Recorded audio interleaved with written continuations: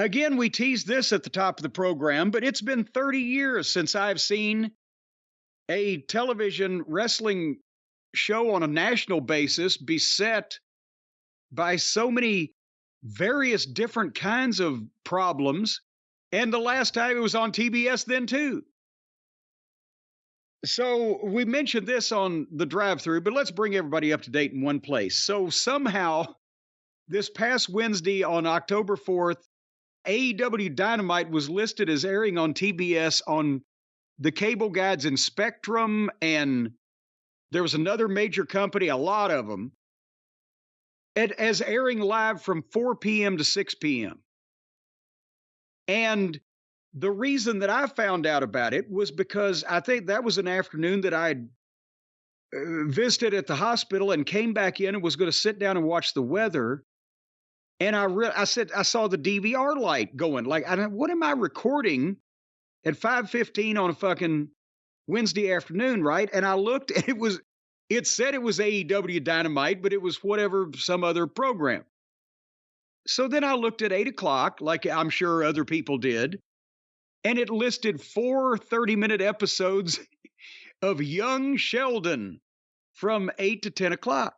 The Sheldon Goldberg story. It's a wonderful story of a young, enterprising man in the Massachusetts area starting on Broadway and doing different things and ending up in the wild and woolly world of Cauliflower Alley. That's to Sheldon Goldberg. We recommend that you watch his life story, but nevertheless, I'm thinking to myself at the time, well, this just can't be right. Because I knew it was coming up, they were going to be on a Tuesday night. I'm like, fuck, did we miss it? And then I said, no, that's next week. And I said, they can't be live at 4 o'clock in the afternoon, or we would have heard something about this. So just to be sure, I recorded all 4 episodes of Young Sheldon that night, right? And then I went to we had dinner. No, that's why I was going back out to pick Stace up at the airport. And then we came home and had dinner, and it was so late. I was trying to, again, at 10 o'clock, I was still going to watch the weather that I'd missed before going through this procedure. And I said, before I watch the news, it's 2 minutes till, I'll turn over and see if this program is indeed still airing. And that's when Edge was in the ring doing his promo. And of course, they went past 10 o'clock unscheduled because of the other technical difficulty they had, which we'll talk about in a minute. And so I saw the Edge and Christian interview, confrontation, whatever, live as it happened. But of course, they went till 8 minutes after, and I didn't even record it. So when I'd recorded the Young Sheldons. So the point is, yes, a lot of people who would normally watch this program or record it were fucked around by this scheduling thing. And then when they were airing the program, they had technical difficulties. And then they ran overtime over the time period that they weren't even scheduled in most places. So even if you DVR'd the program in the places it was scheduled right in, you missed the biggest star that's just debuted doing his fucking deal. Did I encapsulate that fairly succinctly? I think so, and luckily for me, Xfinity did somehow follow along with what was happening and DVR it. However, I missed the last 8 minutes or so, so I saw, I was about to say Christian. It's not even him, it's Edge. It's not even Edge, it's Adam. I saw Adam Copeland, but I never saw Christian. It cut off right before Christian had any involvement. Yeah. If anybody who was out at 10 o'clock saw Adam calling him out and never saw him. But anyway, let's start at the beginning, because all great disasters have a starting point. In this episode, they opened the program. They did the pyro, the announcers billboarded the show. And instead of usually they go to the ring, they want to start hot. Sometimes in the past, they've started without entrances. Just here's a battle royal. Fuck. But in this case, they pitched to a fucking backstage interview to open the show. And it was Jericho and Twinkle Toes, because now that dream combination has become a reality courtesy of the mutual animosity between them and the Don Fallis family. And Jericho did a little promo. Kenny didn't speak, which was fine. But then in walks... He looked like he was out of it. He looked the same to me as always. I'm not saying you're wrong. And then Edge walked in and shook hands with Jericho. And that's when Harpo stepped in and mush-mouthed a greeting they've never met. And there was the sizing up for a second. And then Edge shook his hand and left. And then Jericho and Kenny, for some reason, needed to make funny faces. And that was the opening of the program. But I'm sure that Tony, in his head, thought, wow, it'd be great to get Edge out there as quickly as possible. But fuck, this kind of a blasé open to a fucking show that's got all these other problems going on. And, I watched more of the media scrum than we played here on the show. You poor boy.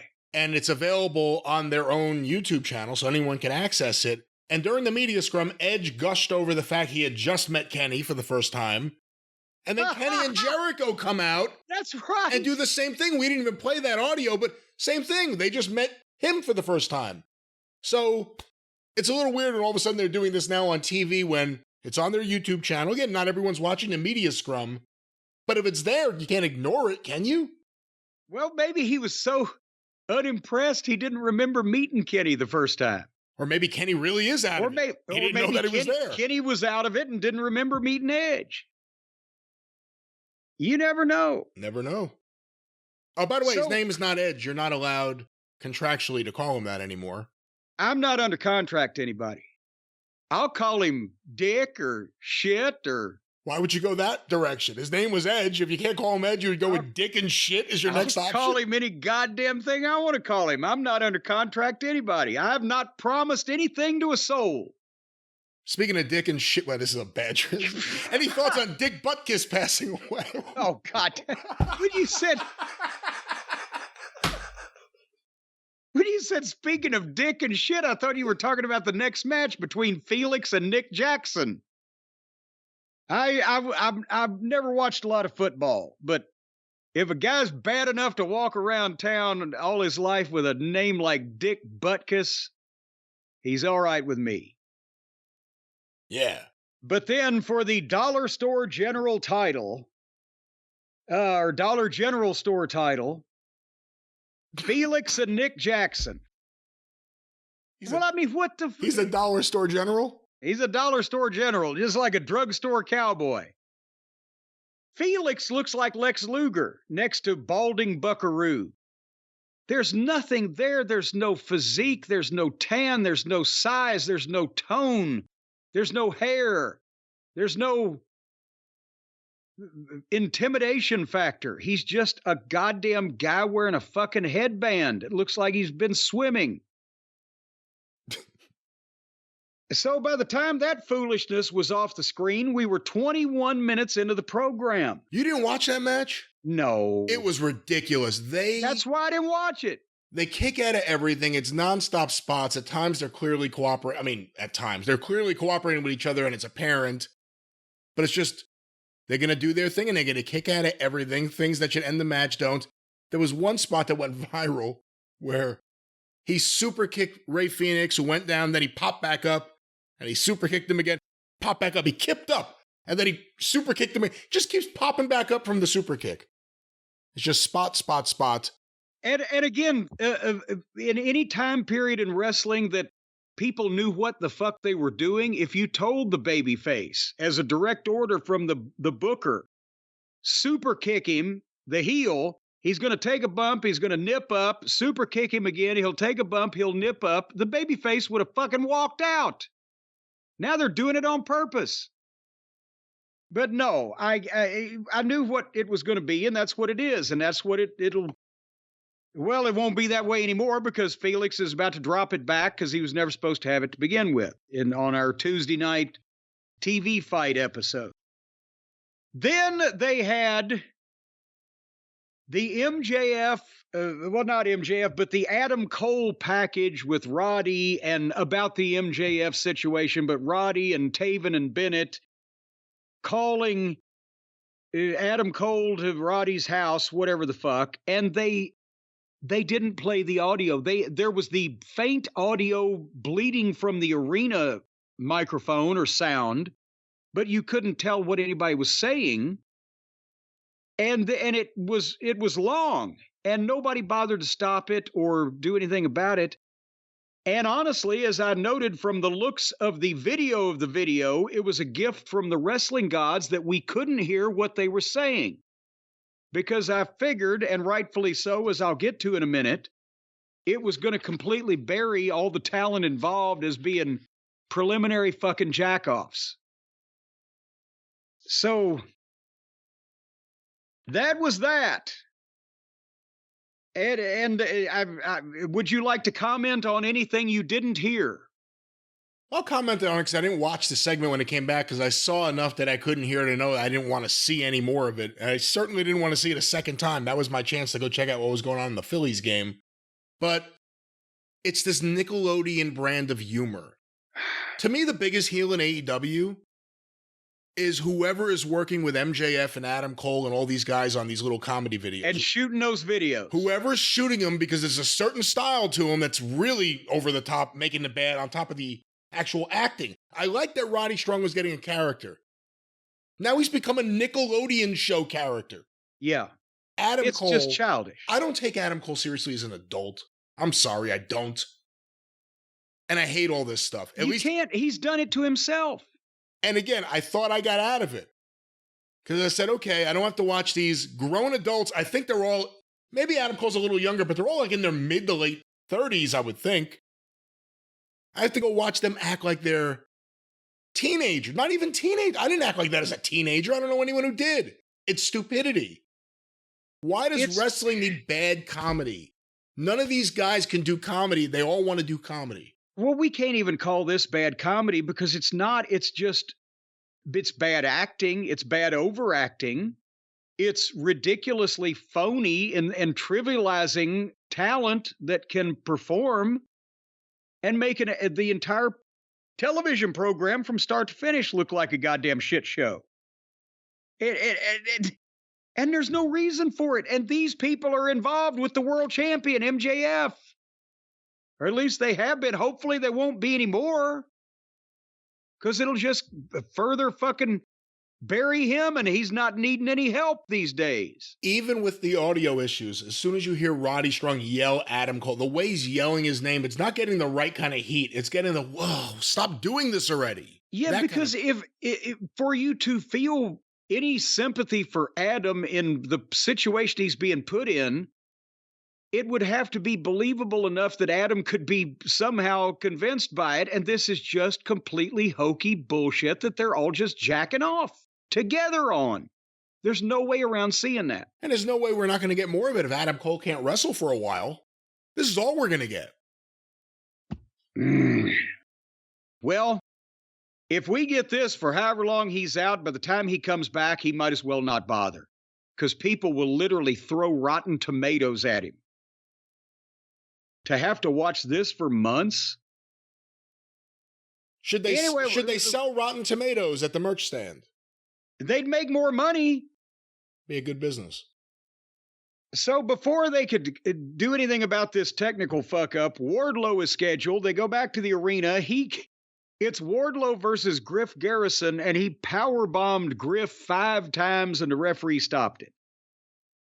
And Griff, the last we saw, was a babyface. Does that mean Wardlow's a heel, or does that just mean Tony's booking is nonsensical and he pulverized an innocent young babyface who hadn't done anything to him? Is Wardlow back for real? Or is he just going to come back and powerbomb some more people and leave again? And why, for no apparent reason, did Wardlow, after powerbombing the guy into a pile of jelly and the referee stopping it, Wardlow didn't even raise his hand to get a beauty shot. He steps out of the ring and walks out through the crowd. Why did any of this take place? What is going on here? It'll be a gimmick. You know, like, oh, I walked out of the building. I don't know what's going on. His hair looked very pretty. I'll say that. Nice hair. It was nice to see him on the show. I mean, the problem is whenever you see him, you just think about how he's been misused. At least he wasn't with Arn, because that wasn't working at all. We'll see. I mean, is this going to be the thing? Quick squash matches, which they've tried with him before. And then he walks out through the crowd to exactly where he can go. By the way, he walked in the direction of the ramp. So he's just walking in the crowd back where he can go. He went through the crowd to go back down beside the ramp to go back where he came from to begin with. He just he went around his elbow to get to his wrist. Unless it's supposed to be like some kind of Ernie Ladd thing. Like, okay, I wrestled, now everyone saw me and I'm walking out. But they didn't even say Ernie did it that. before he wrestled. If he was walking out over a payoff. I'm trying to say if that's what it was based on, but even that wouldn't make sense because no one referenced that. So he's a badass, so he walks through the crowd. That's the badass. So but at least he's a grown adult man.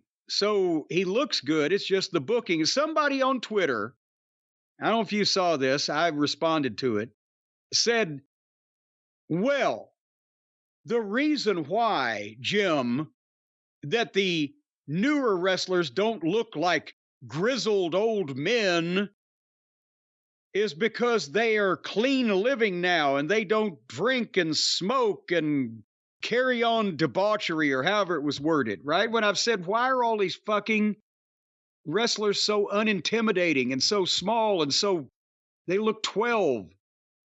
And that was the guy, well, they just clean living now.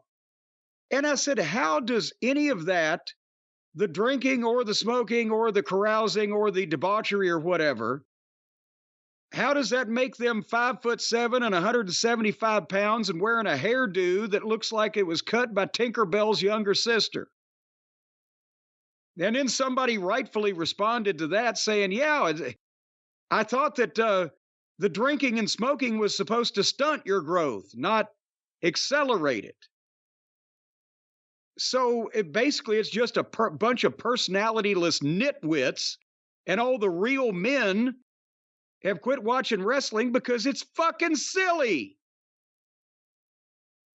Anyway, speaking of silliness, people with weird haircuts and injuries, Renee Moxley Good was in the back with Don Fallis and Take a Shit, and Sammy Guevara now is hurt. And one would have to think he's really hurt because he wasn't even there. He didn't do a run-in. He wasn't even there? He wasn't even there. They just said, on the recommendation of Will Ostrich, like, boy, that I'll take his word like Terry Funk's. They picked Kyle Fletcher to be the partner of Take a Shit against Kenny and Jericho. And when he said that, they were playing the interview to the audience, and you could hear a small groan from the audience. Kyle Fletcher is the young juvenile delinquent half of Ozzy Oldham with the weird haircut and the video game fucking pleather robe. He's got kind of a high-pitched voice. Ozzy, Ozzy, Ozzy! Yeah.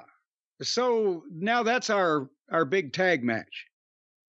And then they come back to the announcers who apologize for the audio issue on TBS's part. They had to get that in. And they play this fucking thing again. And now the premise is Adam Cole is visiting Roddy's house, but he's on crutches. He's saying throughout the piece, literally, he's got to go get surgery. Like he's on his way to go get surgery on his ankle, but he stopped by Roddy's house because Roddy asked for him. And Roddy is in a wheelchair and a neck brace and a hospital gown, and there's Taven and Bennett there. So they've taken 4 of my formerly favorite talents, and Adam did it to himself first. But now I don't want to see Roddy anymore. I don't want to see Taven and Bennett.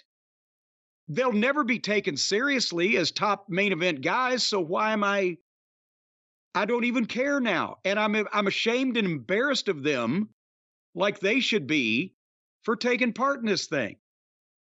So fuck them all, basically. But anyway, Roddy got Adam Cole one of those wheelie bikes so that he could prop his bad leg up in, And then they had slow-mo shots with cheesy music of them rolling around the house together.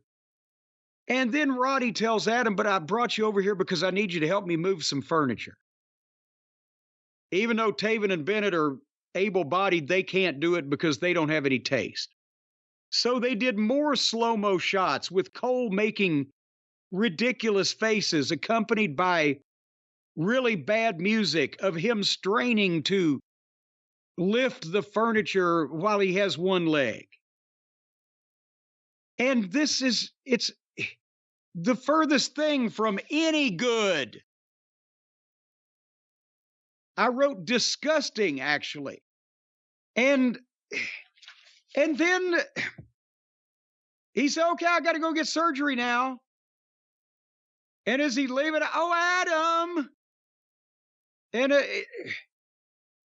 if this even, I would have been, if I was one of those guys standing there in the middle of that, I would have had the presence of mind, the self-awareness to realize that this was not only the shits and something that nobody would ever want to see, but it was ruining my wrestling career and making people not want to watch the fucking wrestling business anymore.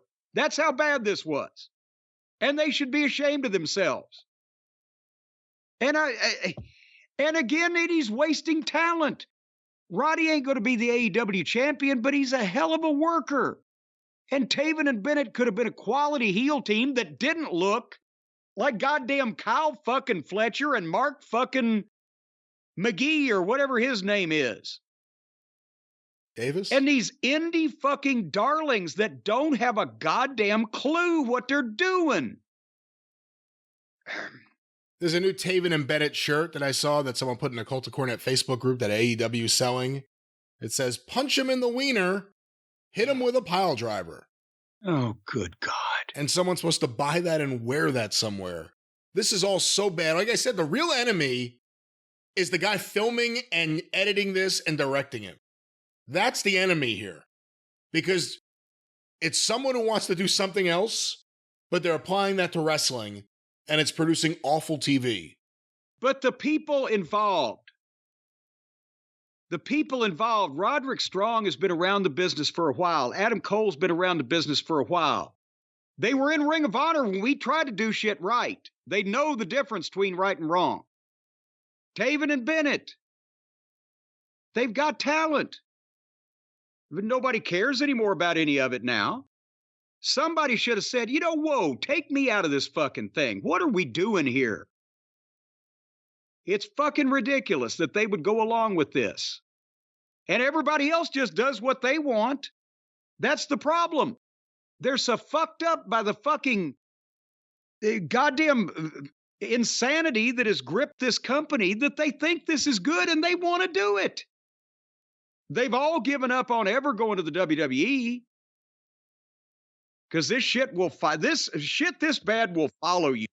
People will be clipping shit like this on the internet for years making fun of these motherfuckers. Well, I think that may be part of it. I think, first of all, these people all like what they're doing. So you can talk about their sensibilities when it comes to wrestling or even comedy or whatever it may be. But Roddy's been in WWE. Adam was in WWE. I think they're not looking at going back. I think they're looking at like, this is the end road I'm for us. going to talk to Taven and Bennett. At one point, especially Taven, looked great when he had hair and was a young man. But that's my point. They're not young men anymore. This is after a lifetime of But here's the thing. If you can do something well and somebody pays you a lot of money but says, do what you do well, but do it shitty on purpose, make fun of your talent, make fun of your business, shit all over it, and do a rotten job. Can you really bring yourself to why?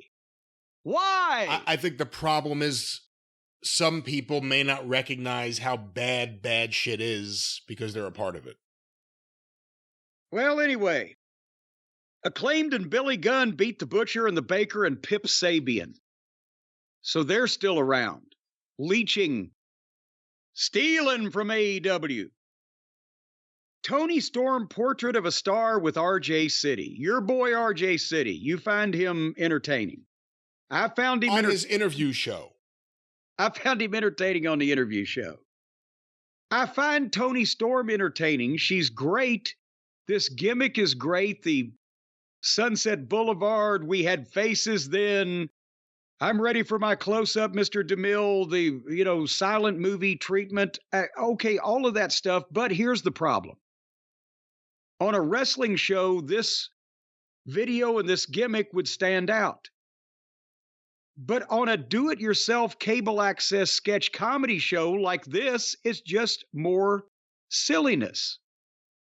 And it, on the same theory that if you have 12 7-footers, you have no giants, everything is fucking silly and over the top.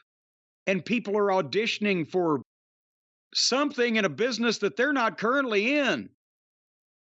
And it blended. I want to like Tony Storm, and in the ring she's great, and she's performing this well. But they're instead of accenting the, whether you call a heel crazy or eccentric or demented or deluded or whatever, instead of accenting that or accentuating it by everybody around them still being normal, when you put people in with them that are goddamn just as fucking weird, and they're surrounded by activity that's just as fucking weird, it hampers that thing to get over. So I'm struggling to like the stuff I like because it's just endless with this program. What'd you think? I don't know. I told you when she first started doing these solo promos, wow, there's something there. This is like the best stuff she's done. And then she kept going and going, and it's gotten further and further along. Now she's smearing the makeup on her face, and I'm sure it'll be like that every time. It's gone too far for me. Yeah. I recognize that she's talented. Like, really talented. I think she actually shows more acting skills than most people in wrestling. And she should take those skills and get an agent and try to do something because she's good. But it's becoming too much of the talent show again. Not again. It always has been, but I guess they're branching out from just talent in the ring to anything you want to film anywhere.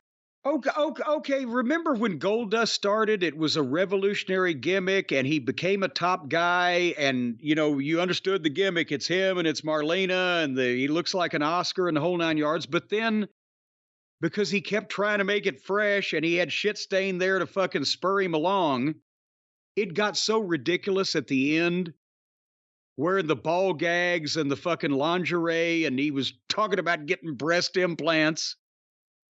That took 2 or 3 years. This has happened to Tony Storm in 8 weeks. She went past, boy, this is really good, and into, like you said, this is too far. It's too much. And they're having too many skits. It's almost becoming Tuesday Night Titans. Yes. On Dynamite. It's just not skits even in the arena, just pre-taped skits. Well, we go back to the arena because in the ring was Juice Robinson and the Gun Boys, and they're talking about MJF. Of course, the thing's been going on with MJF and Jay White, and the Guns are good. Not only do they work their ass off in the ring and they're animated heels and they've got some personality, but they can talk. It's not their fault that this whole thing is, again, they're not the bookers. And then Juice talked, and he's great, and he called out MJF. And MJF came out and responded from the aisleway. And he called Juice a talentless taint, while Juice claimed that his taint was always rock hard. But then MJF, he did the deal The Rock did, where he's calling on his people in the arena to do a dueling chant. Except instead of whatever that Rock got bleeped, I can't remember, but it was ass boys and talentless taint. But I don't know if I would have done that 2 weeks after the biggest star in fucking wrestling came back to television on the highest rated wrestling program of the past several months at least, and did the same goddamn thing in front of 4 times as many people. Was that the problem you had with this? There were a variety of problems I had with this. I mean, Juice Robinson came off, I think, better than everyone in this. Yeah. And the Guns came off well, too. I think MJF being a babyface works, but there are things being done that I don't think are good ideas right now. And we've sat back, and some of the things have worked with the crowd, like the kangaroo kick. And some of them have gotten into the things from some of these skits, even though these skits have gotten... The one last week with the Big Show was awful. Yeah. Like, this has gotten out of control with these bad skits on the show. But I think MJF is, I don't want to say he's lost his way a little right now. Needs but a course correction. There needs to be something different done. And again, this is a guy who every single time they seem to be setting him up for something goes awry and fucks up all the plans. I have to think that has to affect you after a while. Adam Cole just broke his foot jumping off the ramp. Is Adam Cole ever going to be able to wrestle again? Is he, I don't want to say brittle, but can he wrestle? I don't know. So we'll see what happens. But the problem is, this is one of the first segments maybe in AEW history where MJF wasn't the cool one. Yeah. And he really wasn't the cool one here. Because it's obvious he's doing this on purpose. He was natural as a heel. It flowed off his tongue. The wit was biting. He was doing... You could listen to him all day. But this is not as deep or as wide. It's so wide you can't get around it. So high you can't get over. This ain't it. And I wrote at the time I was listening to this long... drawn-out bit of business, I said, I'm afraid babyface MJF, saddled with bad creative and constantly being affected by injuries and talent issues, has a shelf life. And it's rapidly getting old. Well, the thing is, too, and I apologize for Swami in the background if you hear that, but the thing is, too... Never apologize for our good boys and girls. The fans wanted MJF to be their scumbag. They didn't want the scumbag to become nice. Or not necessarily nice, but just not have that edge anymore. Yes. They want the scumbag. They want to cheer. If Steve Austin had become a babyface when he became a babyface, it would have killed him. Yeah. Well, and I'm going to bring something else up here in a second. Let's get to the meat of this matter, because MJF then challenges him to a Stockton street fight, and he's going to get in the ring 3-on-1. But all 3 of the heels bail out when he gets in, and suddenly Jay White, from behind, grabs MJF and hits his finish. Kind of an inverted crossroads. Okay, it's a nice move, right? And lays him out and takes his belt. And then will not leave well enough alone and goes back to the entranceway and does another uninteresting promo of his... He's got many uninteresting promos in his quiver, and he did another one. And he looks like any other indie wrestler ever. And he's got a whiny voice without conviction in it. And it went along. While MJF had to lay there in the ring and do nothing, selling one move. The motherfuckers on this program don't sell cannonballs.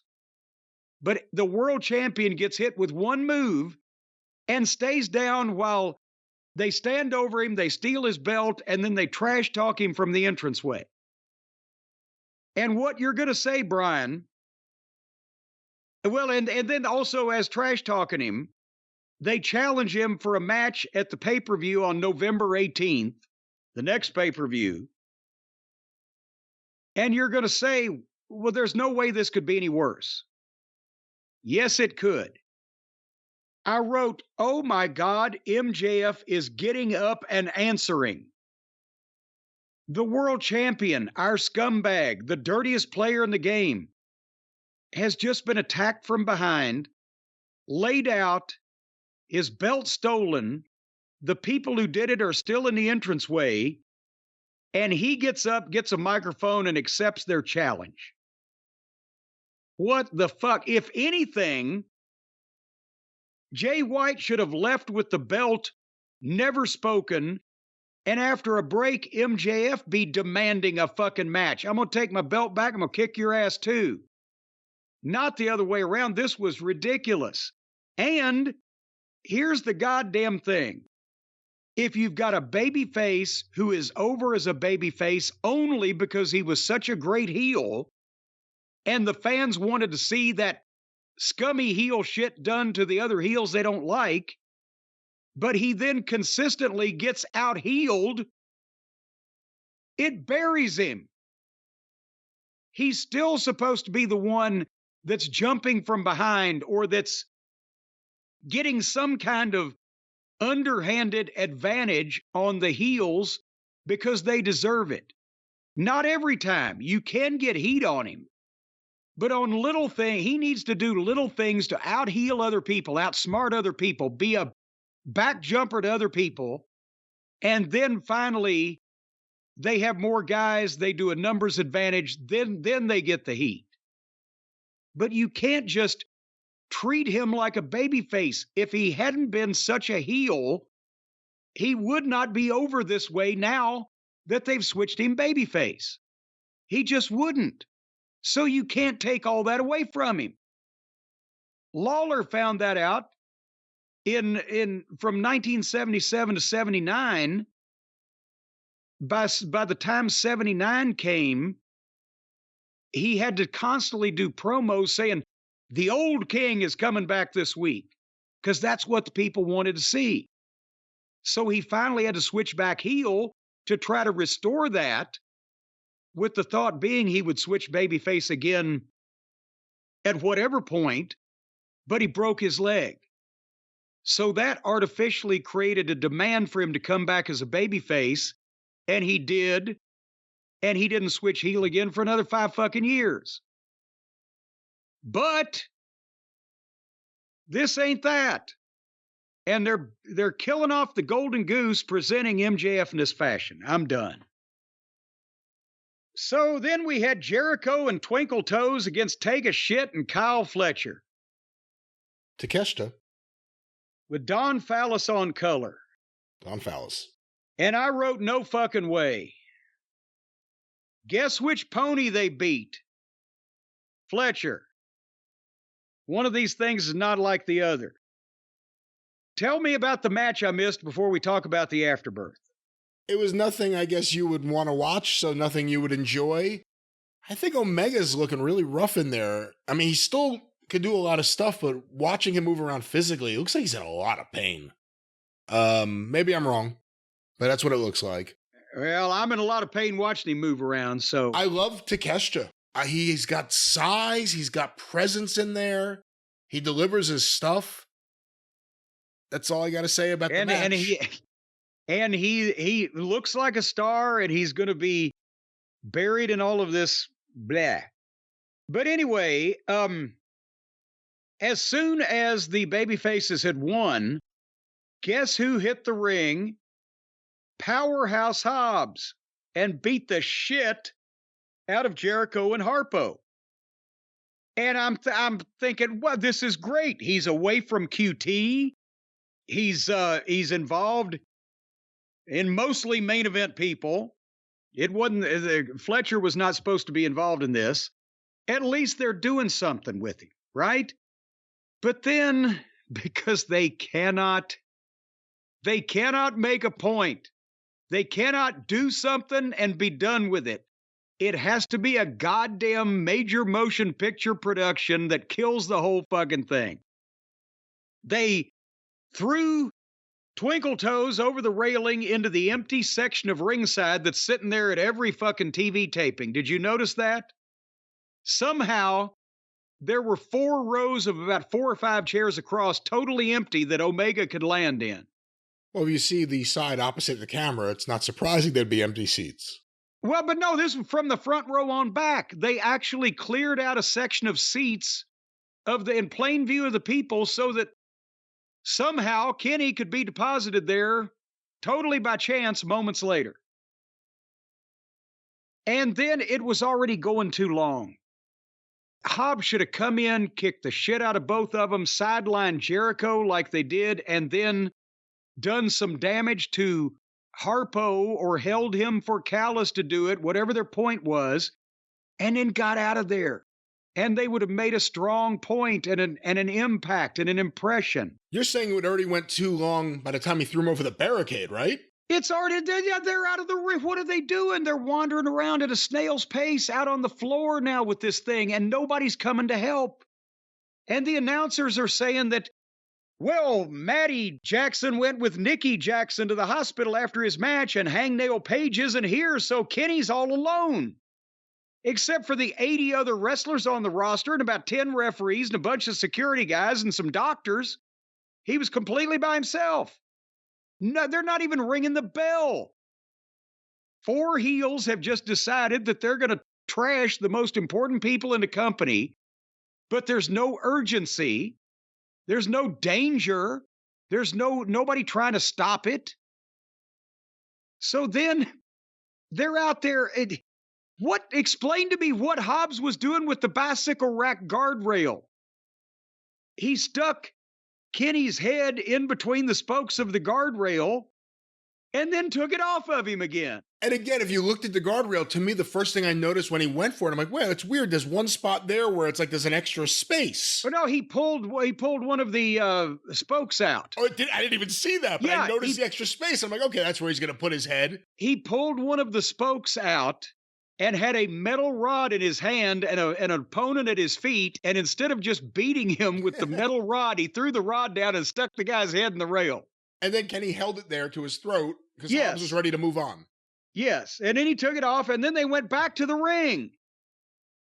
And where they're trying to duct tape Kenny to the rope spread out like he's on the cross, but they couldn't work the duct tape. Eventually, they got it, I guess, good enough, but it was loose on one side, and the roll was still attached on the other side. And then Don Fallis insists on taking the chair and hitting Kenny over the head with it. And it was a stiff shot, but it wasn't dangerous. And I saw on the internet, everybody, oh my God, an unprotected chair shot. How dare they? And that fucking little goddamn pansy-ass fucking sock-faced piece of shit on commentary. I'm fed up with that motherfucker, too. He's got, well, this is an era of wrestling that we thought and hoped was over. Yeah, because you're a soft little pussy, you fucking gutless prick. Point is... Shivani sucks, too. Yeah. Everybody was upset. He hit him in the head one time with a stiff and not dangerous shot with a chair. It wasn't ECW-like, and that's why they had Don do it. They weren't going to have Hobbs do it. And if this had been a good angle, it would have been worth it. That's what they should have done. Hobbs should have hit the ring, spine-bustered the motherfucker, taped him to the ropes, and let Don hit him with a chair. And then Don hold Hobbs' hand up in the air. But instead, we got this goddamn outlaw indie-rific bunch of bullshit. So if it had been a good angle, the chair shot was worth it. Since this whole thing stunk the joint out, it was the shits anyway. But I'm glad that Hobbs is away from QT. And it went forever. And when they were on the other side of the barricade where the fans are, the fans just stood there and watched. No one was really upset about it. They were just, oh, this is what's happening now. They couldn't get the duct tape to work. Even the commentators had to say, he's trying to get Callis' attention, and duct tape won't stay. Yeah. It was so bad. It won't stick. This episode was just filled with bad ideas that people convinced themselves were good ideas. We'll see about Hobbs with Callis. Hobbs and Takeshita together is very interesting in a stable. But, Callis kind of sucks. But we'll see what happens. Grading on a curve, if we could get Don Fallis together with Take a Shit and Powerhouse Hobbs and keep out the miscellaneous foreigners that keep bopping in and out because they don't live here and there's no continuity to them. Aussie! Yeah, you might be able to concentrate and get a couple of these heels over. But nevertheless, at this point in the show, and we were not over yet, I was thinking, how and Some never got over. what type of steps can I take to try to understand what's going on here? Because it's inexplicable to the ordinary mind. And I thought, maybe do I need more sleep? Do I need to be able to focus and concentrate on this better to try to figure out this conundrum, this puzzle, this riddle that is being placed in front of me, make sense out of this program? And then I realized, yes, CBD. Because if the people presenting you something are on THC, you need to be on the CBD to counter it.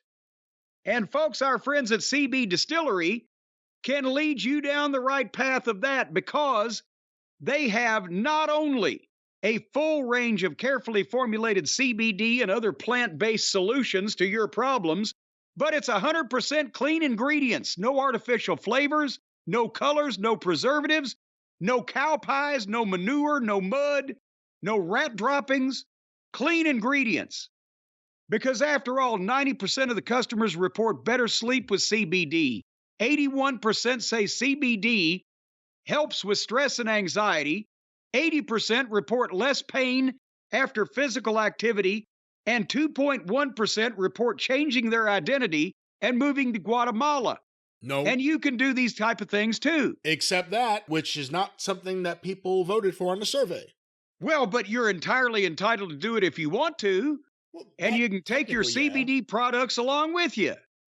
Well, yeah, I guess technically that part is true, yes. Well, yeah, so you got 2 million satisfied customers. Not all of them are living in Guatemala, but all of them can tell you that CBD has helped them with their focus and concentration and figuring out these incredible problems. It's like a Gordian knot of bad booking. Just take a bunch of CBD and you'll be as smart as Tony Khan. Well, that might not be a selling point. Yeah, I don't know if I would use that. How about this? If you're frustrated with a health concern that's not getting any better, or a pro wrestling show you're watching that's getting worse, then try CBD. How about that? That works. Okay, well then in that case, you need to save some money, folks. Tell you what I'm going to do. Just because I like you, I'm going to get you 20% off. You know, Mama Cornette used to say, just because I like you, I'm going to give you 20% off. You got to go to cbdistillery.com right now and enter my code, JCE, for that 20% discount. cbdistillery.com, promo code JCE, 20% off everything on the site, and there's no prescription required. You don't even have to forge anything or find somebody in your immediate family that has handwriting that looks like a physician's. You can just order with impunity. cbdistillery.com, promo code JCE, 20% off. And I'm telling you, you're gonna love this stuff, because you'll be able to hear colors, you'll be able to see musical notes floating in the air, and you'll be able to understand AEW wrestling. None of that is guaranteed, and none of that is really likely. However, you will get a good night's sleep if that is what you need. Help from some of the sores and aches and various other things. Well, not sores, aches and pains, but I don't want to go as far as pain. Aches and achy areas, whatever it may be, let's focus on a good night's sleep. CB Distillery, what's the promo code, Jim? That's JCE, but if you've got open sores, you might better go elsewhere. All righty then, we're back to AEW. Aussie Open sores. Oh, very good. I'm a little sore about Aussie Open. So Renee Moxley Good was in the back with MJF in the trainer's office, where he is getting looked at because of the vicious finishing move that he took from Jay White, right? And I remind you, this is the world champion. And the heel has just dropped the champion on his head, stolen the world title belt, and challenged him for a world title match at the pay-per-view, which the babyface beltless champion now has accepted.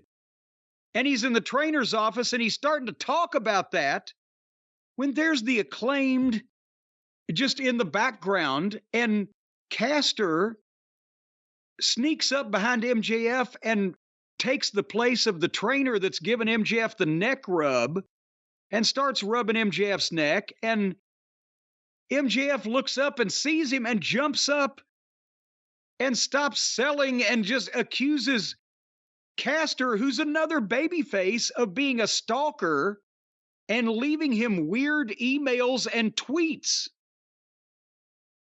And Renee Moxley Good even says, yeah, I've seen some of those tweets. They're disturbing. And then MJF says, I've got to call Adam Cole. Of course you would, after some other strange man has come up and rubbed your neck. And who apparently has been stalking you. And Caster's not the gay one. Right? Well, straight men can stalk other straight men. There's nothing. Why is he rubbing his neck? I was about to say there's nothing wrong with that. There's plenty wrong with that, but you could stalk whoever you want to stalk, I would assume. Are you saying that, heterosexual stalking is acceptable? I'm saying no stalking is. I think we should get rid of all stalkers. Nevertheless, he calls Adam Cole on the phone and gets Adam's voicemail. And that's the worst thing that could ever happen. And Renee goes, oh my God. And MJF is, anybody that calls me gets my voicemail. Because I don't sit by the fucking phone all the time waiting for people to call and bother me. But the point, I wrote, this is the worst TV show ever.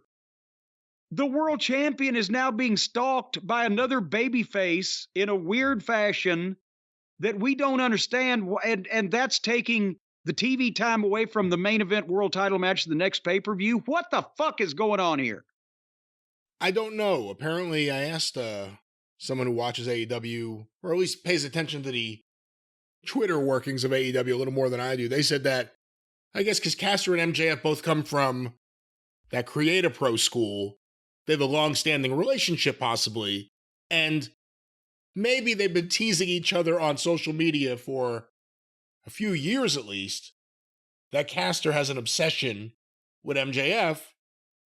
I assume that's what they were alluding to here. Why did this emerge on television at this particular moment, at this time, right when they're supposed to be selling the main event of a pay-per-view? I fear we're going to get like a three-way war between MJF, the Acclaimed, and Billy Gunn against Bullet Club Gold, against Roddy and Taven and Bennett and whoever that fourth person is. Because we still don't know who the mystery person is who beat up Jay White, who was pretending they were MJF wearing his devil mask. Good God. If that's not MJF, you have to think it's one of these other suspects. What are you, the sea hag? What is this? I'm trying to clear my sinuses. This shit's clogging my head up. That's how you clear your sinuses?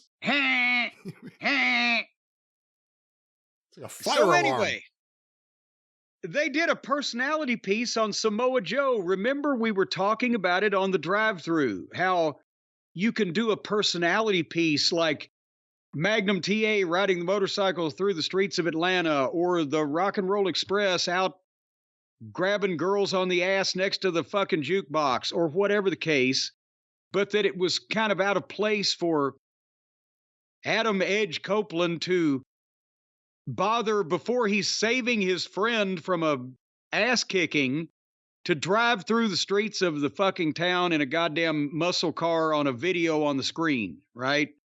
Didn't exactly impart a sense of urgency. Maybe a good clip, not the timing. This was a good one. They even the blind guy whacks the piñata every once in a while, right? He's sitting there dressed up. He's got the whiskey and the cigar. He's talking like an adult man. He looks like a badass. They've got highlights of him, in MJF doing their thing, over the top of it. He's a good promo, and maybe the thing with MJF isn't over because he's still talking about MJF. You got my respect, but I'll be back. And he went, the line he went home with, he'd been talking about champions, and people who want to be champions need to be hungry. And he knows what hunger is like. And then he ended up saying, whenever I'm hungry, I always manage to be fed. And how did the WWE drop the ball on him? I'm trying to figure out, because he's the best heel in the fucking company. Well, when you say those words in WWE, whenever I get hungry, I need to be fed, they say, go on a diet.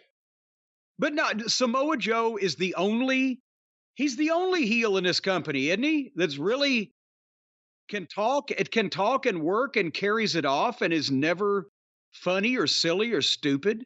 I do think sometimes he's a little too it's a little too performy at times, certain words or mannerisms, but overall I agree with you. But what about Christian Cage? Okay, I'm sorry, I forgot about Christian. So Christian Cage and Samoa Joe are the top two heels in the company because they're the only ones that actually act like it. And Don Callis, he's another one of the top heels because technically he is a bigger heel than anyone in his stable, right? Well, he's acting like it. But damn, it's still he's trying to do the old manager shit, but he doesn't know when to do it because he didn't live. He came right after that era. He was a fan during that era. Did you notice when they're beating the shit out of Kenny? After he'd hit him with the chair and everything, he goes back over and kicks him, and then sells like he hurt his foot kicking Kenny in his fucking chest. There's not even any bone there. The heel manager sells his foot when the team has lost or his guy has lost and he's pitching a fit in the middle of the ring after the babyface has already gone to what we used to call get your heat back. Make the people forget about you losing because the manager kicks the turnbuckle in frustration and then hops and hurts his foot. I've done that. Everybody's done that. Different context, different timing. When you're doing a serious heat angle where you've just hit a guy over the head with a fucking chair, you don't then show the fans that you hurt your foot by kicking the babyface because that makes the fans want to laugh at you, and that's not the response you're going for. They're all doing shit they've seen on fucking television. But even guys who've been around the business for 25 years don't know how to fucking apply it. You did it great at the Night of Legends after you guys lost the match to the Thrill Seekers. The Heavenly Bodies lost to the Thrill Seekers. Yeah. You kicked the corner a bunch of times real fast. You were obviously mad. And then you turn around and you immediately can't take a step. Yeah, and then I was, oh shit, what have I done? Yeah. And because again, that's why Dusty had me take the bump off the scaffold, because the Road Warriors have to win. The Midnight Express got beat, but he didn't want the people to remember the Midnight Express got beat. He wanted the people to remember that the Road Warriors won and Cornette took the bump. And that's what everybody remembers, because that's the way it works. And then you help save the guys that did the job for you by giving them a little out and putting the attention elsewhere, getting the heat back, whatever. Well, we'll see what happens with Samoa Joe. Sky Blue wrestled Tony Storm. And Tony Storm has the black and white film treatment on the entrance like Goldust did. I think she should be announced from Sunset Boulevard, don't you? I mean, that's part of the problem. It's one thing like if you lose your mind and you become a different person or have a personality issue. Yeah, it's one thing if you just lose your mind. It's another thing if all of a sudden you think you're an actress in the 40s in Hollywood. Like, where did this come from? Like, it's one thing to start, like, slowly losing your mind. You're a heel, you're having issues. But now the black and white intro, the makeup. Like I said, she has something going on. It went too far for me. This is a year of character exposition that we've seen in a month and a half. My fear is this becomes her broken Matt Hardy in something that some fans are like, oh, wow, it's so funny and great. And other fans are like, this is everything I hate about television. Well, but the thing is, there's no producers, there's no directors, there's no authority, there's nobody to say, no, this is too far. You're ruining a good thing. You put too much salt in the fucking stew, whatever the case. To tone it back, you want to take this direction. Don't just let everybody figure out their own shit and show it on national TV while they're doing it. There has to be some structure, and there is none. And then finally, we get to the last segment that we talked about a little earlier. Because of all the other technical difficulties, I guess, to be honest, they could have, with knowing, because they had to know by that point in time that their DVR listing was screwed up in many places.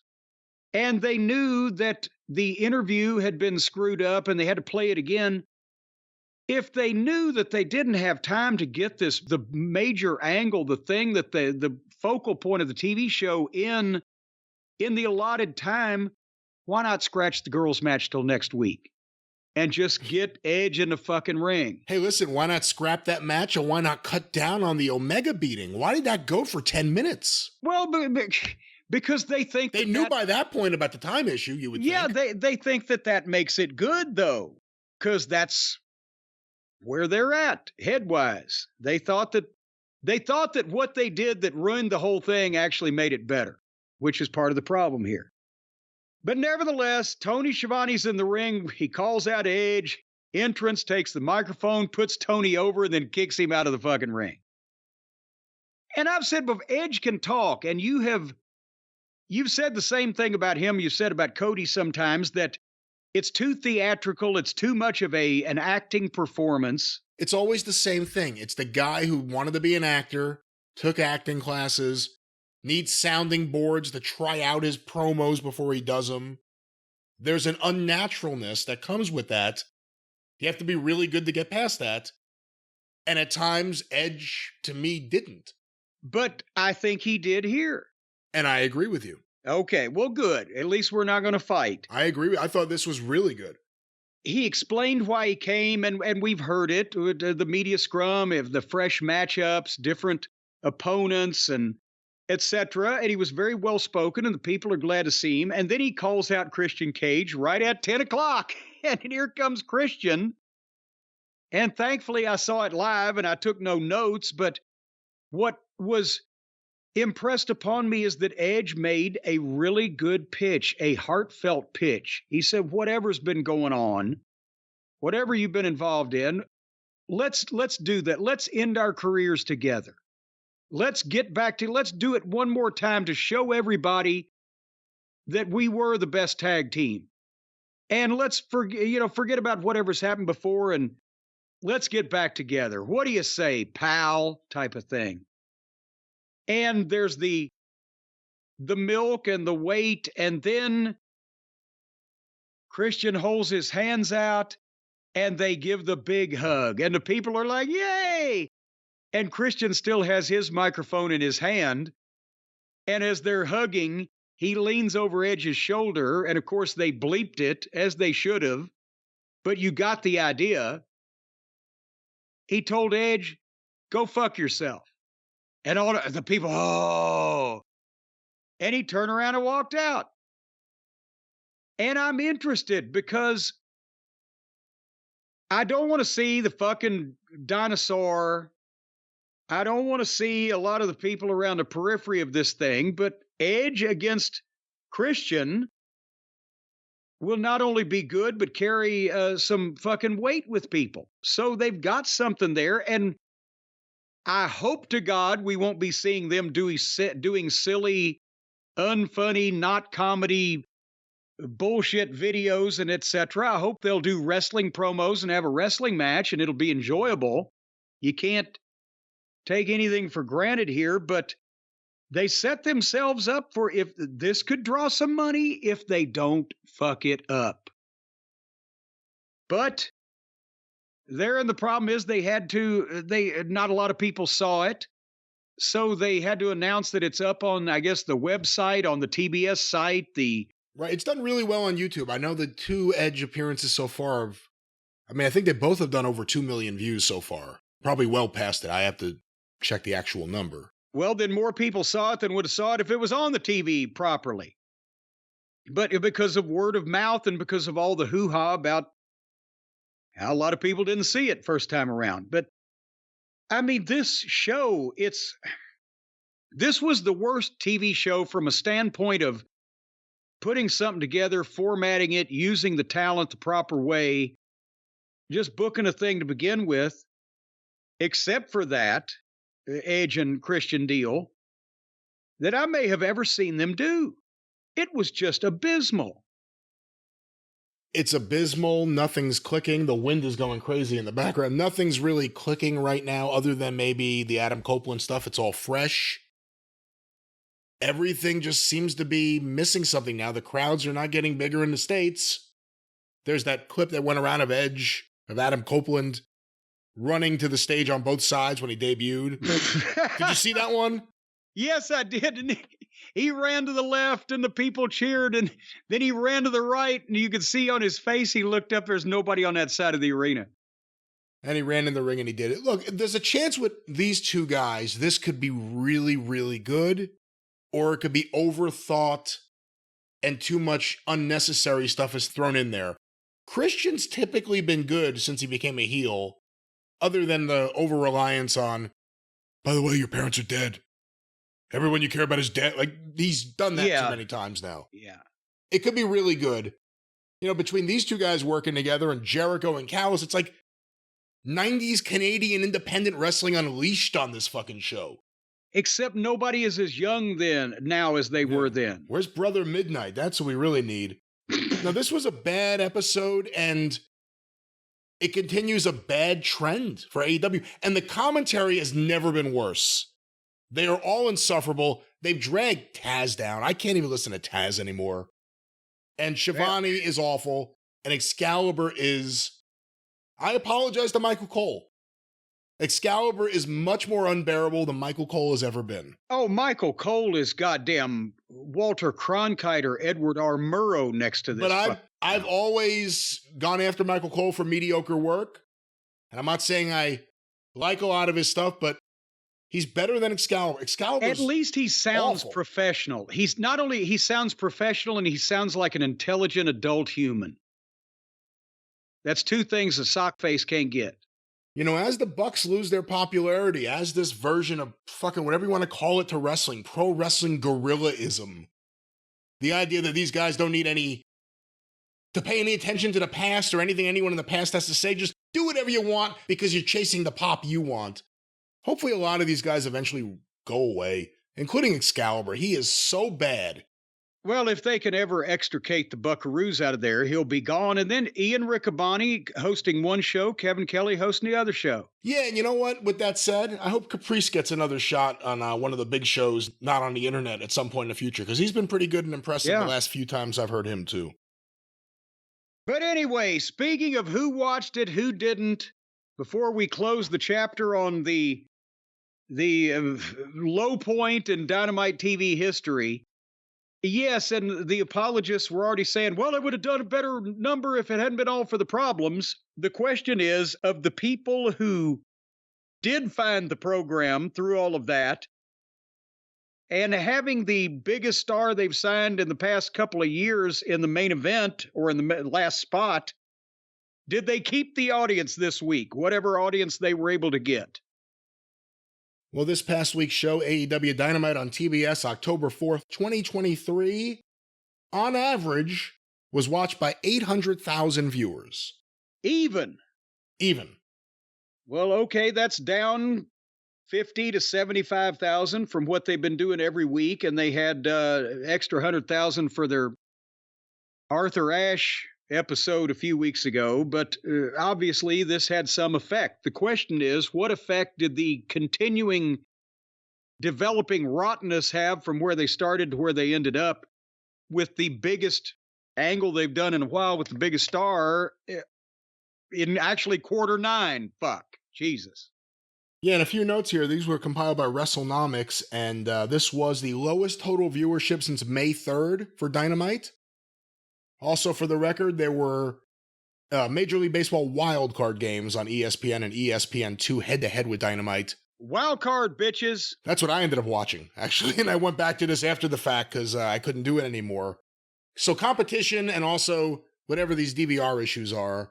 And there was the all-night gas station open down the road, and how can you compete with that? Hey, on Long Island, 24-hour bagels are the best. But quarter 1, 8 to 8:15 p.m., Chris Jericho, Kenny Omega, and Adam Copeland's backstage run-in, and the beginning of Rey Fenix versus Nick Jackson with picture-in-picture, 804,000 viewers. Okay, well, in that case, if they started there and they have that average, they had to go up. Was it a case of people finding the show that was listed or whatever, because they can't go much farther down or they wouldn't have that average? Well, quarter 2, 8:15 to 8:30 p.m., the continuation of Rey Fenix versus Nick Jackson, Adam Cole, Roddy Strong in the Kingdom's home video, or video at home, I guess, and Wardlow versus Griff Garrison with an ad break, 788,000 viewers. Okay, so they lost 16,000, but they're still right in the pocket. And again, that was the segment with the audio issues. Quarter 3, 8:30 to 8:45 p.m. The Don Callis backstage angle, the replay with sound this time of the Cole Strong Kingdom video, and Billy Gunn and the Acclaimed versus the Butcher, the Baker, and Kip Sabian with picture-in-picture. Oh, and the Tony Storm video, 715,000 viewers. Jesus H. Christ. Okay. That can't be DVR related. No. They lost 73,000 people in a quarter, and they're going to have to go up or this average doesn't work. So what's going on here? And again, that audio issue, no one wanted to see that video a second time, and then they played it. Quarter 4, 8:45 to 9 p.m. An ad break, a Wrestle Dream recap, and the beginning of the Juice Robinson and the Guns promo calling out MJF and the angle with Jay White. 796,000 viewers. So that MJ or Adam Cole and Roddy video in that quarter 3, just a bunch of people said, fuck it, we'll do anything else but watch this. So they're back up to within 8,000 of where they started from after losing 89,000 in 45 minutes. Quarter 5, the big 9 o'clock hour. The continuation of the Jay White MJF live promo and beatdown. Orange Cassidy and Hook's backstage angle. Chris Jericho and Kenny Omega versus Takeshita and Kyle Fletcher with picture-in-picture. 849,000 viewers. Good Lord. Okay, a much bigger jump than normal. 53,000 folks for the top of the 9 o'clock hour, and they had their main event guys in there. But as we mentioned, that was kind of a long, burdensome thing to watch, so where'd they go from there? Quarter 6, 9:15 to 9:30 p.m. The continuation of the previous tag match. The post-match beatdown from Powerhouse Hobbs on Kenny Omega. 819,000 viewers. So back down 30,000. And they're starting to, it looks like they're going to finish about the same place they started after having a couple of peaks in a valley. Quarter 7, 9:30 to 9:45 p.m. MJF in the training room being massaged by Max Caster. The Samoa Joe video, and the beginning of Tony Storm versus Sky Blue with picture-in-picture. 795,000 viewers. And they're back down around that 800,000 mark. That was 24,000 it bit the dust. Quarter 8, and once again we do have an overrun here. Quarter 8, 9:45 to 10 p.m. The finish of Tony Storm versus Sky Blue. Stokely Hathaway's backstage promo. Oh, I forgot. He's on the board of directors of Ring of Honor, apparently. Somehow a heel manager got on the board of directors. Go ahead. An ad break, and the beginning of Adam Copeland's live promo. 809,000 viewers. And I'll give you the overrun here. Well, hold on. That's another 14,000, but basically they didn't hold the audience. They lost a lot of the audience. Then they gained more of the audience. Then they lost that audience, and now they're finishing up about where they started from. And finally, 8 minutes, an 8-minute overrun, 10 to 10:08 p.m. Adam Copeland's confrontation with Christian, 852,000 viewers. Okay, but now was that... The program wasn't even listed to be on. So wait, what exactly was the DVR problem? So it's not that your DVR recorded a different show in the time slot, it just recorded a different time slot for a different show? Yeah, it listed AEW as being on from 4 to 6 p.m., so it recorded whatever was on TBS from 4 to 6 p.m.